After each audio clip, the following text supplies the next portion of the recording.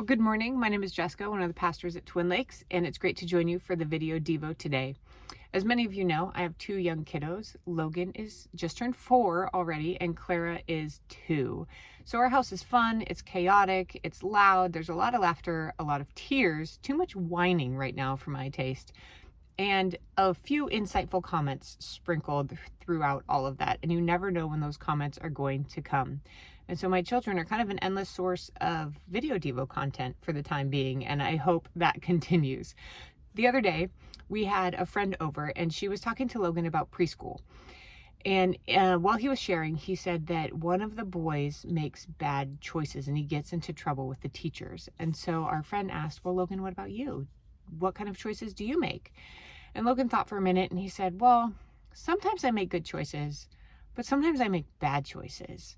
And her friend kind of looked at him and smiled a little bit and said, me too, Logan, me too.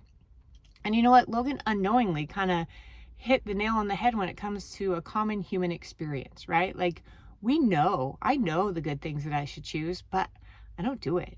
And then I know the bad things that I should avoid and the patterns that I can fall into when I make certain choices, but I keep doing them even though I know I should avoid them. And you know, Logan, newly 4 years old, he hasn't really learned yet to be ashamed of his mistakes or his failures like that, or to try to cover them up.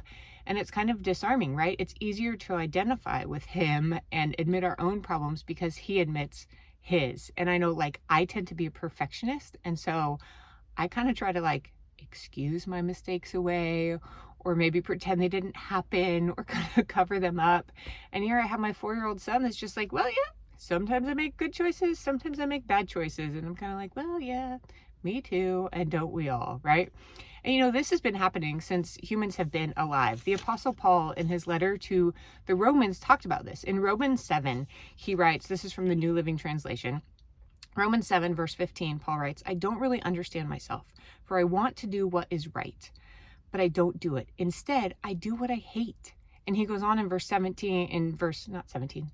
chapter 7, verses 18 and 19. He goes on and he writes, I want to do what is right, but I can't. I want to do what is good, but I don't. I don't want to do what is wrong, but I do it anyway.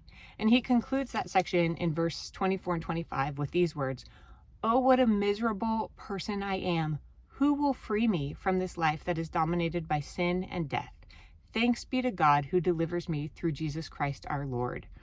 And you know, we all experience what Logan so easily expressed when he's just like, yeah, sometimes I do good things, sometimes I do bad things. But as we get older, we realize this is a struggle. Like, we really want to do the good things, and yet we keep choosing the negative things. We keep going back to those bad choices or those negative patterns. And what's the solution? You know, it's not trying harder. It's not like, I mean, to a certain point, tomorrow's a new day with no mistakes in it. So we do get a new start, but it's not about trying harder or doing more or just working more. What does Paul say the answer is? He says, thanks be to God who has delivered us through our Lord Jesus Christ.